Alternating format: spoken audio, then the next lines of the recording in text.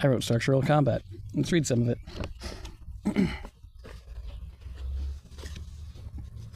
All right, Ben Saul's words. Despite regular meetings of the draft Comprehensive Terrorism Convention, as of 2021, there is still no agreement. Draft Article 2, Section 1, proposes an offense if a person unlawfully and intentionally causes death or serious bodily injury to any person, serious damage to public or private property, or damage to property, places, facilities, or systems, resulting or likely to result in major economic loss. The purpose or specific intent of such conduct, by its nature or context, must be to intimidate a population or to compel a government or international organization to do or abstain from doing any act. The treaty would exclude its offenses from the political offense exemption to extradition. The definition does not require proof of political, religious, or ideological purpose, as in some definitions of terrorism in some common law countries.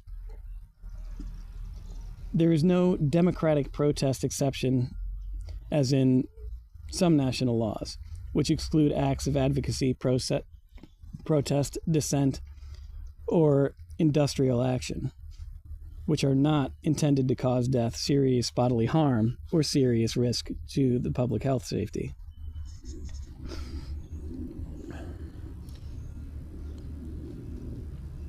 Such exceptions prevent criminalizing as terrorism, minor harms, property damage, public order offenses in the course of traditions of direct democratic action. Like most national laws, however, the Draft Convention does not include exemptions for other just cause, such as rebellion against tyrannical regimes. It is equally terrorism to assassinate Hitler as it is to attack the head of a rights-respecting democracy. IHL already criminalizes deliberate acts on civilians or certain unlawful acts against a military armed conflict. The Draft Convention additionally proposes to follow the Terrorist Bombings Convention in excluding the activities of state military forces exercising their official duties in peacetime, which are governed by international law. The IOC proposes to exclude them from their activities in conformity with international law. And that, again, is Ben Saul. And here are my notes on his words.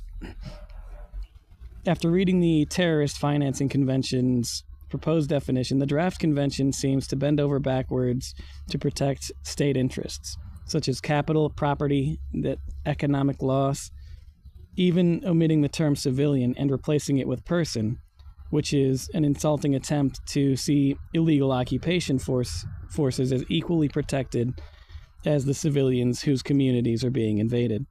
It's easy to see that capitalists applied pressure to change the convention from protecting innocent human lives and make terrorism a conversation about protecting property, as if it were equal to the importance of defending human rights.